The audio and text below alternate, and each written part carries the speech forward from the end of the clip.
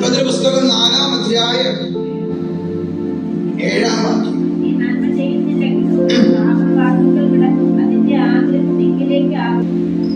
നിങ്ങൾ നശിക്കണമെന്നല്ല ദൈവം ആഗ്രഹിക്കുന്നു.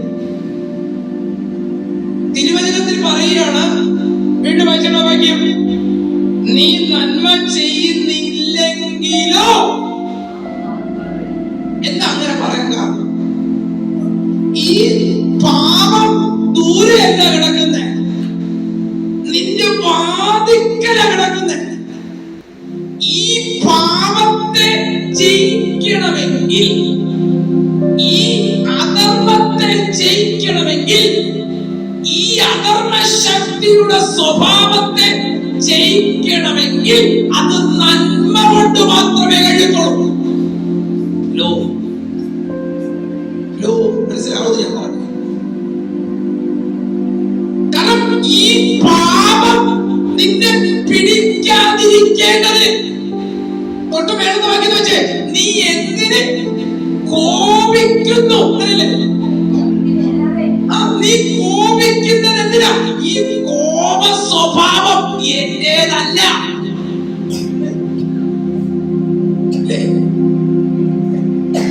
ഈ കോപം നീ എന്തിനെ കോപിക്കുന്നു? ഈ കോപം നിന്നെ തിന്മയിലേക്ക് കൊണ്ടുപോകും. ശ്രദ്ധിച്ചേ, ഈ കോപ സ്വഭാവം നിന്റെ വാതിൽക്കൽ കിടക്കുന്ന പിശാച്, നീ കോപിക്കാൻ തുടങ്ങിയാൽ അവൻ നിന്നെ പിടിക്കും, അവൻ നിന്നെ കൺട്രോൾ ചെയ്യും. എന്നെ ശ്രദ്ധിച്ചേ, നീ കോപിച്ച കോപത്തിന്റെ പിന്നിൽ വെളിപ്പെടുന്ന പിശാച. സ്വന്തം പറഞ്ഞേ, ആ നിന്റെ വാതിൽക്കൽ കിടക്കുന്ന, അല്ലെങ്കിൽ നിന്നെ തകർക്കാൻ ഇട്ടിരിക്കുന്ന ആ ശക്തി നിന്നെ കീഴ്പ്പെടുത്താതിരിക്കണമെങ്കിൽ നീ നന്മ ചെയ്യണം. തിന്മയെ ജയിക്കണമെങ്കിൽ നന്മ കൊണ്ട് മാത്രമേ കഴിയൂ. പാപത്തെ ജയിക്കണമെങ്കിൽ പാപമില്ലാത്ത സ്വഭാവം നിന്നിൽ വരണം.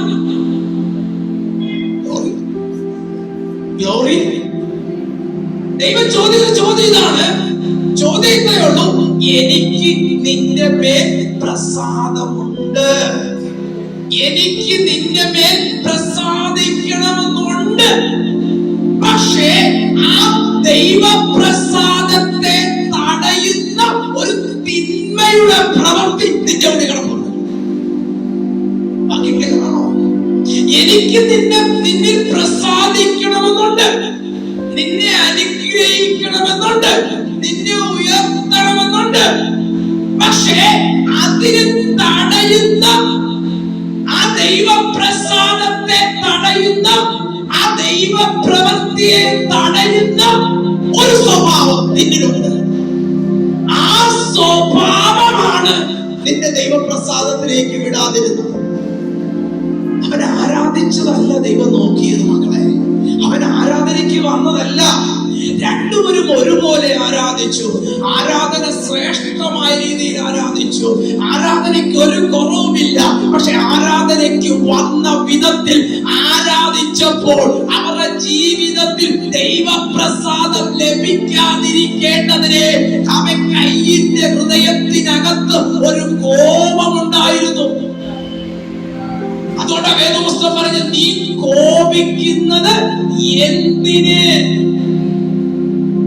ചോദ്യം, നീ കോപിക്കുന്നത് എന്തിന്? അപ്പൊ ദൈവപ്രസാദം നമ്മിൽ തടയുന്നത്. ശ്രദ്ധിച്ചേ, ഞാൻ പ്രാർത്ഥിക്കുന്നുണ്ട്, ഞാൻ ആരാധിക്കുന്നുണ്ട്, ഞാൻ ഉപവസിക്കുന്നുണ്ട്, പക്ഷെ എന്തുകൊണ്ട് എന്നെ ദൈവം കാണാത്തത്? എന്തുകൊണ്ട് ദൈവം എന്റെ ജീവിതത്തിൽ പ്രവർത്തിക്കാത്തത്?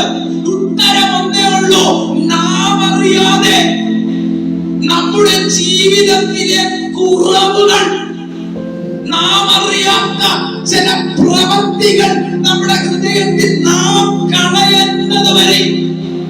എന്ന് പ്രിയപ്പെട്ടവരെ, ഈ സ്വഭാവം ദൈവത്തിൽ നിന്ന് നമ്മെ അകറ്റിക്കളയുകയാണ്. അവനെവിടെ നിൽക്കുന്നേ? അവനെവിടെ നിൽക്കുന്നേ? അവൻ ദൈവസന്നിധിയിലാ നിൽക്കുന്നേ. അവൻ ദൈവസന്നിധിയിലാ നിൽക്കുന്നേ. ദൈവസന്നിധി വിട്ട് അവൻ ഓടാൻ തുടങ്ങി. മർമ്മം എത്രയേ ഉള്ളൂ? ദൈവസന്നിധി നിന്നവൻ ദൈവസന്നിധി വിട്ടതിന്റെ കാരണം ഉപേക്ഷിക്കേണ്ടത് അവൻ ഉപേക്ഷിക്കാത്തത് കൊണ്ടാണ്. ദൈവം പറഞ്ഞ ഒരു കാര്യം, നീ കോപിക്കുന്നതെന്തിന്? ആ കോപത്തെ യഥാർത്ഥമായി വെളിപ്പെടുത്തിയത് തന്റെ അനുജനെയാണ്. വീണ്ടും വായിച്ചാണ് വാക്യം. അപ്പോൾ യഹോവ കയീനോട്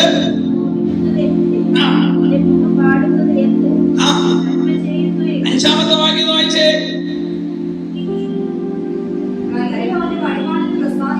എന്താ വാക്യം ക്ലിയർ ആണോ? ഇന്ന് പകൽക്കാലം ഞാൻ നിങ്ങളോട് പറയുകയാണ്, ആരാധിക്കാൻ വന്നു, പ്രാർത്ഥിക്കാൻ പോയി നമ്മൾ ഇരുന്നു. തുടക്കം എവിടെന്നാ? നീ പ്രാർത്ഥിച്ചു, ശരിയാ. നീ പ്രാർത്ഥിച്ച പ്രാർത്ഥന ദൈവം കേൾക്കണമെങ്കിൽ ആദ്യം ദൈവം നോക്കുന്നത് പ്രാർത്ഥിച്ച നിന്നെയാണ്. സ്വതന്ത്രം ശ്രദ്ധിച്ചാൽ മനസ്സിലാകും. ഇവിടെ കയ്യിനെ നോക്കുന്ന പ്രസാദം വരണത്, ദൈവപ്രസാദം ലഭിക്കേണ്ടത് ആരാധനയിലല്ല. തുടക്കം നിന്നിൽ നിന്നാ തുടങ്ങുന്നത് പ്രസാദം. വായിച്ചാട്ടെ. കയ്യിനും 4:5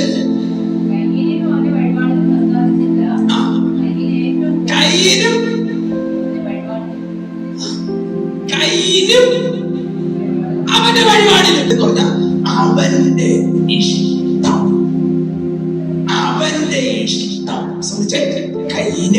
കയ്യിനൊരു ഇഷ്ടം ഉണ്ടായിരുന്നു. എങ്ങനെ ഇഷ്ടമായിരുന്നു അറിയോ? ഈ വിധത്തിൽ ജീവിച്ചാൽ ദൈവം പ്രസാദിക്കും. ഇല്ല, എന്നെ ഒന്ന് ശ്രദ്ധിച്ചിരിക്കണം. ചുരുക്കുക, കയ്യിനൊരു ഇഷ്ടം ഉണ്ടായിരുന്നു. ഹാബേലിന്റെ ഇഷ്ടം ദൈവത്തോടായിരുന്നു. കയ്യിന്റെ ഇഷ്ടം, രണ്ടുപേർ ഇഷ്ടങ്ങളെ കാണിക്കും. ഒന്ന്, ഹാബേല് ദൈവത്തെ നോക്കി ആരാധിച്ചു. കയ്യിൽ ദൈവത്തെ നോക്കിയില്ല, പക്ഷെ അവൻ ആരാധനയ്ക്ക് പോയി. അവന്റെ ഇഷ്ടപ്രകാരം എന്ന് പറഞ്ഞാൽ ഉപേക്ഷിക്കേണ്ടതൊന്നും അവൻ ഉപേക്ഷിച്ചില്ല, കളയേണ്ടതൊന്നും അവൻ കളഞ്ഞില്ല. എന്നിട്ട് എന്ത് ചെയ്തു? ആരാധിച്ചു. അത് അവന്റെ ഇഷ്ടം. നിന്റെ ഇഷ്ടം കളയുന്നത് വരെയും നിന്റെ പ്രാർത്ഥനയ്ക്ക് മറുപടി വരില്ല. അല്ല, പിടികിട്ടി ഞാൻ പറഞ്ഞേ. നിന്റെ ഇഷ്ടങ്ങൾ, നിന്റെ മോഹങ്ങൾ, ദൈവഹിതമില്ലാത്തത് എന്തെങ്കിലും ഉണ്ടെങ്കിൽ അത് കളയുന്നത് വരെയും ദൈവപ്രസാദം നിന്റെ വീട്ടിനകത്ത് വരില്ല. സ്തോത്രം. അത് വരുന്നത് വരെ. വാക്യങ്ങളാണോ? വീണ്ടും വായിച്ചണ വാക്യം. കയ്യിനും അപ്പം അവന്റെ വഴിപാടെന്ന് പറഞ്ഞ എങ്ങനെയാ? അവൻ ഇഷ്ടമുള്ള രീതിയിലാ. കയ്യിനും അവന്റെ വഴിപാടിലും, ദൈവത്തിന്റെ വഴിപാടല്ല. കാരണം വഴിപാട്, പ്രാർത്ഥന ദൈവഹിതമുള്ള പ്രാർത്ഥനയല്ല. അവന്റെ വഴിപാട്, എന്റെ വഴിപാട് ദൈവം പ്രസാദിക്കാം. ഞാൻ ആഗ്രഹിക്കുന്നത് പോലെ ദൈവം ഇറങ്ങി വരണം. ഞാൻ പ്രാർത്ഥിക്കുന്നത് പോലെ എനിക്ക് ദൈവം ഉച്ഛിഷ്ട കാര്യങ്ങൾ നടത്തി തരണം എന്ന് പറഞ്ഞാൽ ഒരു വിഗ്രഹ മനോഭാവത്തോടെ ആയിരുന്നു കൈ ദൈവത്തെ ആരാധിച്ചത്. ഞാനാ നിന്നെ പ്രസാദിപ്പിക്കുന്നത്, ഞാനാ നിന്നെ ആരാധിക്കുന്നത്, ഞാനാ നിനക്ക് വിളക്ക് തരുന്നത്, ഞാനാ നിനക്ക് വെളിച്ചം തരുന്നത്, ഞാനാ നിനക്ക് എണ്ണ തരുന്നത്. ഞാൻ പൂജിച്ചാലേ നീ ആരാധന യോഗ്യനാകത്തുള്ളൂ എന്ന് പറഞ്ഞാൽ അവന്റെ ഇതപ്രകാരം ആരാധന പോയത്. ഞാൻ ഈ നടയിൽ വരില്ല, ഇനി ഞാൻ നിന്നെ ആരാധിക്കാൻ വരില്ല, നീ എന്റെ കാര്യം നടത്തുന്നവരെ ഞാൻ ഇനി കർമ്മങ്ങൾ ചെയ്യില്ല. ഒരു വിഗ്രഹ മനോഭാവത്തോടെ കയ്യിൽ ജീവനുള്ള ദൈവത്തെ കണ്ടു ആരാധിച്ചു. പക്ഷേ അവന്റെ ആരാധനയിൽ ദൈവം പ്രസാദിച്ചില്ല. കാരണം ആരാധനയ്ക്ക് യോഗ്യൻ ഉയരത്തിലുള്ള ശക്തനായ ദൈവമാണ്. ദൈവത്തെ അറിഞ്ഞ് ആരാധിച്ചവരും ദൈവത്തെ അറിയാതെ ആരാധിച്ചവന്റെ രണ്ടനുഭവം ശ്രദ്ധിച്ചു നോക്കിക്കുക. അങ്ങനല്ലേ കയ്യിനും അവന്റെ നാളെ ഞാൻ വരണോ, നാളെ ഞാൻ ഈ സന്നിധി വരണോ എന്ന് പറഞ്ഞാൽ ആരാധനയ്ക്ക് വരുന്നത് നിനക്ക് വേണ്ടിയല്ല, ദൈവത്തിന് വേണ്ടിയാണ്. പ്രാർത്ഥനയ്ക്ക് വരുന്നത് നിനക്ക് വേണ്ടിയല്ല, ദൈവത്തിന് വേണ്ടിയാണ്. നീ എന്നെ അനുഗ്രഹിച്ചില്ലെങ്കിൽ ഞാൻ ഇനി ആരാധനയ്ക്ക് വരത്തില്ല. നീ എന്നെ നടത്തിയില്ലെങ്കിൽ ഞാൻ നിന്നെ ആരാധനയ്ക്ക് വരത്തില്ല. ഞാൻ നിന്നെ ആരാധിക്കത്തില്ല. ഞാൻ സഭയിലൊന്നും കൊടുക്കത്തില്ല. ഞാൻ സഭയുമായി ഒരു ബന്ധം നിൽക്കത്തില്ല. ദൈവത്തെ നീ അളക്കരുത്.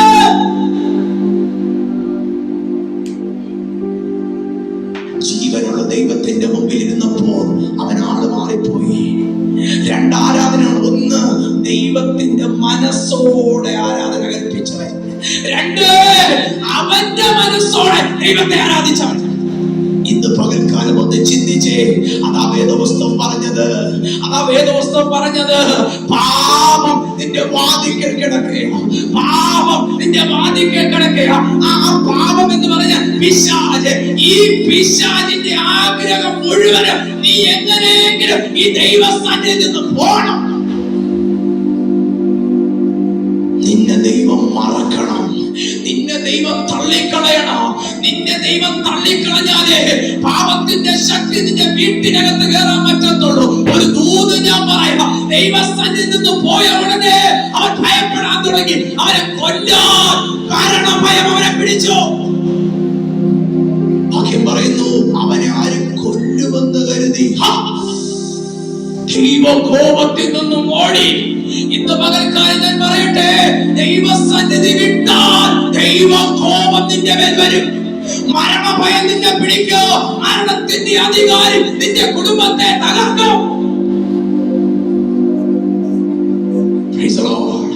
Praise the Lord. ഇന്ന് പകൽക്കാലം പറയണം, കർത്താവേ ഒരു യോഗ്യതയുമില്ല, സൃഷ്ടാവായ ദൈവമേ ഒരു യോഗ്യതയുമില്ല, തിരുപാദപീഠത്തിൽ ഇരിക്കാൻ എനിക്ക് ഒരു യോഗ്യതയുമില്ല. നീ ഒന്ന് ഊതിയാ മതി, നീ ഒന്ന് കൽപ്പിച്ചാ മതി, ഞാൻ ഈ മണ്ണോട് മൺമറയും. അതുകൊണ്ട് വേദപുസ്തകം പറഞ്ഞത്, ഒരു മനുഷ്യന്റെ ജീവൻ എന്ന് പറഞ്ഞ ഒരു പൂവിന് തുല്യമാ. രാവിലെ കണ്ടു വൈകുന്നേരം വാടി വീഴും. നീ വിട്ടിട്ട് വന്ന കട്ടിലിൽ ഇന്ന് വൈകിട്ട് തിരിച്ചു കയറുമെന്ന് എന്താ ഉറപ്പ്? നിങ്ങളോ അന്ധകാരത്തിൽ നിന്നും അത്ഭുത പ്രകാശത്തിലേക്ക്. അന്ധകാരത്തിൽ കിടന്ന നീ അന്ധകാരത്തിന്റെ പ്രവൃത്തി ചെയ്തുകൊണ്ടിരുന്നവൾ, പാപപ്രവൃത്തി ചെയ്തുകൊണ്ടിരുന്നവൾ, കോപിക്കുന്നവൾ, അനീതിയുടെ പ്രവൃത്തി ചെയ്തുകൊണ്ടിരുന്നവൻ, തോന്നിയതുപോലെ ജീവിച്ചുകൊണ്ടിരുന്നവൻ, അന്ധകാരത്തിൽ നിന്നും അത്ഭുത പ്രകാശത്തിലേക്ക് വന്നപ്പോൾ അന്ധകാരത്തിൽ ചെയ്തുകൊണ്ടിരുന്ന പ്രവൃത്തികളെ നീ ഉപേക്ഷിച്ച് പ്രകാശത്തിന്റെ പ്രവൃത്തികൾ, മണവാളൻ നിന്നെ തെരഞ്ഞെടുത്ത ആ മണവാളന്റെ ഇഷ്ടം ചെയ്യുവാൻ, ലോകമാകുന്ന കുരുക്കിൽ നിന്നും നിന്നെ പുറത്തു കൊണ്ടുവന്ന രക്ഷകനെ അനുസരിക്കുവാൻ, മർമ്മം തിന്മ ചെയ്തുകൊണ്ടിരുന്ന നീ നന്മ ചെയ്യണം. അനീതി ചെയ്തുകൊണ്ടിരുന്ന നീ നീതിയുടെ വഴിയിൽ നടക്കണം. കാരണം ഇഷ്ടങ്ങൾ മാറി. എന്റെ ഇഷ്ടമല്ല, എന്റെ വിളിച്ചവന്റെ ഇഷ്ടമാ. എന്റെ ഇഷ്ടമല്ല, എന്റെ മണവാളന്റെ ഇഷ്ടമാ. എന്റെ ഇഷ്ടമല്ല, അവൻ എന്താണോ ആഗ്രഹിക്കുന്നത് അതുപോലെ ഞാൻ ജീവിക്കും. പിശാചിന്റെ ആഗ്രഹം നിന്നെ നശിപ്പിക്കണം. പിശാചിന്റെ ആഗ്രഹം നിന്റെ പവിത്രതയെ ഇല്ലാതാക്കണം. പിശാചിന്റെ ആഗ്രഹം നിന്റെ വിശുദ്ധി ഇല്ലാതാക്കണം. ലോകം ആഗ്രഹിക്കുന്നത്, കൂട്ടുകാർ വരുന്നത്, കൂട്ടുകാരുടെ രൂപത്തിൽ വരുന്നത്, ചാറ്റിലൂടെ വരുന്നത്, ലക്ഷ്യം ഒന്നേ ഉള്ളൂ, നീയും നിന്റെ ഭർത്താവും കുടുംബത്തിനകത്ത് വേർപിരിയണം. മണവാളനുമായി വേർപിരിയണം. ഇന്ന് പകൽ പകൽക്കാലം ഒരു കാര്യം വരുന്നു എന്ന് പറഞ്ഞ വാക്കുകൾ ചുരുക്കുന്നു. പിശാചിന്റെ ഒറ്റ ലക്ഷ്യം നിന്നെ വീണ്ടെടുത്ത നാഥനെ നീ തള്ളിക്കളയണം. Praise the Lord. Praise the Lord. 12ാമത്തെ വാക്യം, നീ കൃഷി ചെയ്യുമ്പോൾ നിന്റെ ഇനിമേൽ തന്റെ വീര്യം നിനക്ക് തരികയില്ല. നീ ഭൂമിയിൽ ഉഴലുന്നവനാകും. കയ്യിൽ യഹോവയോട് നിന്റെ കൊത്തുവാൻ കഴിയാത്തതിനേക്കാൾ വലിയതാകുന്നു. നീ ഇന്ന് എന്നെ ആട്ടിക്കളയും. ഇതാ നീ. അപ്പോ അവിടെ മനസ്സിലാവുന്നുണ്ടോ? പ്രസാദം നഷ്ടപ്പെട്ടപ്പോൾ ദൈവ സന്നിധിയിൽ നിന്നും പുറത്തുപോയി. മക്കളെ ശ്രദ്ധിച്ചേ, വായിച്ച വീട് വായിച്ചാടെ. ഞാൻ തിരുസന്നിധി വിട്ട് ഓടിച്ചു ഭൂമിയിൽ എന്നെ കണ്ടാൽ എന്നെ കൊല്ലുമെന്ന് പറഞ്ഞു. മതി. ദൈവസന്നിധി വിട്ടപ്പോ കൈ പറയുന്ന ഒരു കാര്യമുണ്ട്. ആരെങ്കിലും എന്നെ കണ്ടാൽ മരണഭയം പിടിച്ചു. ഇന്ന് പകൽക്കാലം ഒരു ദൂത് പറയാ, ആരാധനയിൽ ദൈവം പ്രസാദിക്കണം. ആരാധിക്കേണ്ട വിധത്തിൽ ദൈവത്തെ ആരാധിക്കണം. ദൈവപ്രസാദം എനിക്ക് ലഭിക്കണം. ദൈവപ്രസാദം ലഭിക്കണമെങ്കിൽ ഉപേക്ഷിക്കേണ്ടത് ഞാൻ ഉപേക്ഷിക്കണം. ആ വാക്യത്തിൽ നിങ്ങളത് ചേർത്ത് പഠിച്ചേ. കയ്യിൽ എവിടെ നിന്നതാ? ദൈവ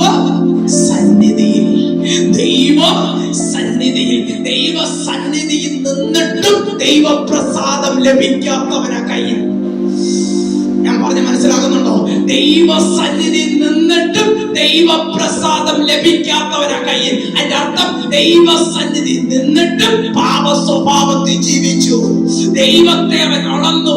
അവന് ഹിതമുള്ള രീതി ദൈവത്തെ കണ്ടു. ഞാൻ നേരത്തെ പറഞ്ഞ പോലെ വിഗ്രഹ മനോഭാവത്തോടെ ദൈവത്തെ കണ്ടു. ദൈവം അവന്റെ സന്നിധിയിൽ നിന്നും അവനെ ആട്ടിക്കളഞ്ഞു. നിന്നെ കണ്ടുപോകരുത്. ദൈവത്തിന്റെ സന്നിധിയിൽ നിന്ന് മാറിയപ്പോൾ മരണഭയം പിടിച്ചു, പിശാച് പിടിച്ചു, പാപം വാദിക്കാൻ കിടക്കുക. ദൈവസന്നിധി വിട്ടപ്പോൾ വാതിൽ കിടന്നവൻ അവൻ കൺട്രോൾ ചെയ്യാൻ തുടങ്ങി. ബാക്കി ക്ലിയർ ആണോ? പാപം എവിടെ കിടക്കുക മാമേ? പാപം എവിടെ കിടക്കുക? നിന്റെ വാതിക്കൽ കിടക്കുക. പിശാച് എവിടെ കിടക്കുക? നിന്റെ വാതിക്കൽ കിടക്കുക. അതിന്റെ ആഗ്രഹം ആരോടാ? നിന്നോടാ. പക്ഷേ ദൂത് പറയാം, ദൈവസന്നിധി വിട്ട ഉടനെ അതിന്റെ ആഗ്രഹം ആരോട് ചേർന്നു? ബാക്കി മനസ്സിലായി? ഞാൻ പറഞ്ഞേ, ദൈവത്തെ വിട്ടപ്പോൾ ദൈവസന്നിധി വിട്ടു മാറിയപ്പോൾ പാപത്തിന്റെ ശക്തിയെ കൈ പിടിച്ചു. പാപത്തിന്റെ ശക്തി അവനെ കൺട്രോൾ ചെയ്യാൻ നോക്കി. അവന് ജീവിക്കാനുള്ള കൊതിയുണ്ട്. പക്ഷെ മരണഭയം അവനെ നടത്താൻ തുടങ്ങി. ഭൂമി അലഞ്ഞ് തിരിഞ്ഞ് ഇന്ന് പകൽക്കാലം ഒന്ന് ഉറപ്പിച്ചേ, കർത്താവേ, നിന്റെ സന്നിധി ഞാൻ നിൽക്കുന്നു. എന്നെ വിശുദ്ധിയോടെ നിർത്തണമേ, എന്നെ നീതിയോടെ നിർത്തണമേ, എന്റെ അകത്യങ്ങളെ